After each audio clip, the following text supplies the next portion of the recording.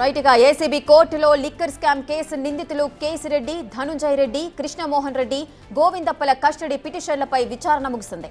నేడు custody పిటిషన్లపై orders ఇవ్వనుంది ACB court. కేసులో కేసిరెడ్డి 3 రోజులు, ధనుంజయ రెడ్డి, కృష్ణమోహన్ రెడ్డి, గోవిందప్పలను 7 రోజుల పాటు కస్టడీకి ఇవ్వాలంటూ పిటిషన్ దాఖలు చేశారు సిట్ అధికారులు. నిందితుల కస్టడీ ముగిసిన తర్వాత నివేదికను సీల్డ్ కవర్లో కోర్టు ముందుంచాలని సిట్ను ఆదేశించింది ఏసీబీ. సిట్ విచారణలో అడిగే ప్రశ్నలు, నిందితులు ఇచ్చిన స్టేట్మెంట్లను సైతం సీల్డ్ కవర్లో ఉంచాలంది. 4 నిందితులు లిక్కర్ కేసును నడిపించారని వాదించాడు సిట్ తరఫు న్యాయవాది.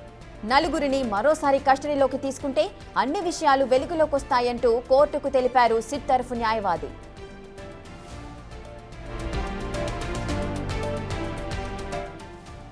లిక్కర్ కేసులో ప్రమేయం లేదు, పాలసీ రూపకల్పనలో పాత్ర లేదు, అయినా కేసులు పెట్టి కస్టడీ కోరుతున్నారని వాదించారు నిందితుల తరఫు న్యాయవాది.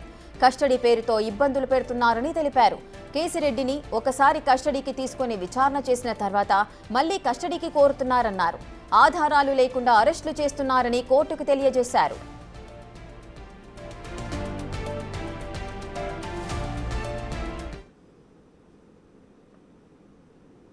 రైట్, ఇక పూర్తి డీటెయిల్స్ మా ప్రతినిధి శివ అందిస్తారు. శివ, ఏసీబీ కోర్టులో లిక్కర్ స్కామ్ కేసులు నిందితులు కేసిరెడ్డి, ధనుంజయ రెడ్డి, కృష్ణమోహన్ రెడ్డి, అదేవిధంగా గోవిందప్పరెడ్డి, సో ఈ 4 పిటిషన్లపై విచారణ ముగిసింది. విచారణ ఏ విధంగా జరిగింది, వాదనలు ఏ విధంగా ఉన్నాయి? మొత్తం మీద చూసుకుంటే లిక్కర్ స్కామ్ కేసులు ఏసీబీ కోర్టులో కేసిరెడ్డి రాజశేఖర రెడ్డి, ధనంజయ రెడ్డి, కృష్ణమోహన్ రెడ్డి, గోవిందప్పలది.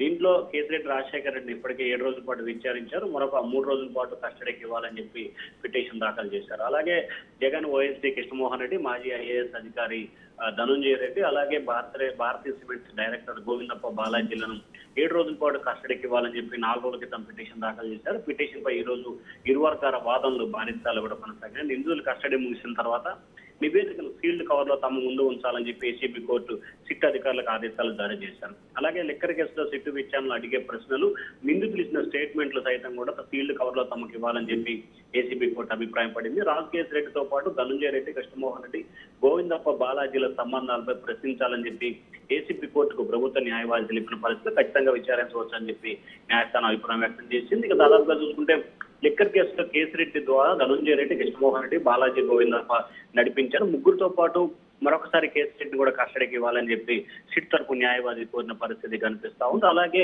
అన్ని విషయాలు వెలుగులోకి వస్తే వీరు వెనక పెద్ద పెద్ద వ్యక్తులు ఉన్నారు. ఆ వ్యక్తుల పేర్లు బయటకు రావాలంటే ఈ 3 అలాగే కేసిరెడ్డి మరొకసారి విచారించాలని చెప్పి న్యాయస్థానం దృష్టికి తీసుకొచ్చిన పరిస్థితి కనిపిస్తా ఉంది. అలాగే నిందితులకు న్యాయవాదులు వాదిస్తూ కేసులో ఎవరి ప్రమేయం లేదు, లిక్కర్ పాలసీగా రూపకల్పన లేదు, ఎవరి పాత్ర లేదు, ఎవరు సూత్రధారు లేదు, కావాలని ప్రభుత్వం కక్షపూరితంగా వ్యవహరించి కేసు నమోదు చేసింది.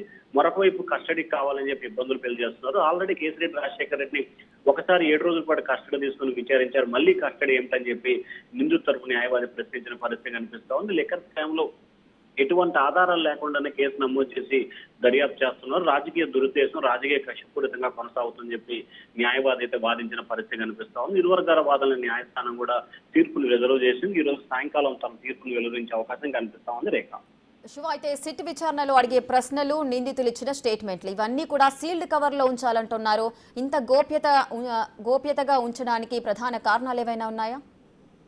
అంటే ప్రధానంగా చూసుకుంటే కనుక ఇప్పటి వరకు లిక్కర్ కేసుకు సంబంధించి దీంట్లో పెద్ద పెద్ద వ్యక్తులు ఇన్వాల్వ్ అయ్యారని చెప్పి కూడా ఏసీబీ తరపు న్యాయవాదులు వాదనలు వినిపిస్తున్న నేపథ్యం కనిపిస్తోంది. అసలు ఆ పెద్ద పెద్ద వ్యక్తులకు సంబంధించి భవిష్యత్తులో కొన్ని పేర్లు యాడ్ అయ్యే అవకాశం ఉన్న నేపథ్యంలో ఎవరైతే నిందితులు ఉన్నారో ఆ నిందితులు ఇచ్చే స్టేట్మెంట్ ని ఖచ్చితంగా పూర్తి స్థాయిలో సీల్డ్ కవర్ లో, అంటే సిట్ అధికారులు ఈ 4 ప్రశ్నించిన ప్రశ్నలు, వారు చెప్పిన జవాబులు పూర్తి స్థాయిలో లిఖితపూర్వకంగా టైప్ చేసి సీల్డ్ కవర్ లో తమకు ఇవ్వాలనేది కోర్టు ఉద్దేశం కనిపిస్తోంది. అలాగే విచారణ సమయంలో తామేమి చెప్పలేదు, వాళ్లే రాసుకున్నారని చెప్పి ఇటీవల కేసిరెడ్డి న్యాయస్థానం దృష్టికి తీసుకొచ్చిన నేపథ్యంలో దీనికి సంబంధించి కూడా పూర్తి స్థాయిలో విచారణ జరిగిన ప్రతి అంశాన్ని, అడుగుతున్న ప్రశ్నని, జవాబుని ఏం చెప్పారు, జవాబు చెప్పారా లేదా, కాదు, తెలియదు, గుర్తుందని చెప్తే అదే మెన్షన్ చేయాలని చెప్పి కూడా కోర్టు ఏసీబీ అధికారులకు ఆదేశాలు జారీ చేసింది. ఖచ్చితంగా దీనికి సంబంధించి భవిష్యత్తులో కొత్త పేర్లు ఆడయ్యే నేపథ్యంలో దానికి సంబంధించి విచారణ సజావుగా సాగేందుకు కోర్టు ఈ నిర్ణయం తీసుకుంది కూడా భావించాలి. రేఖ,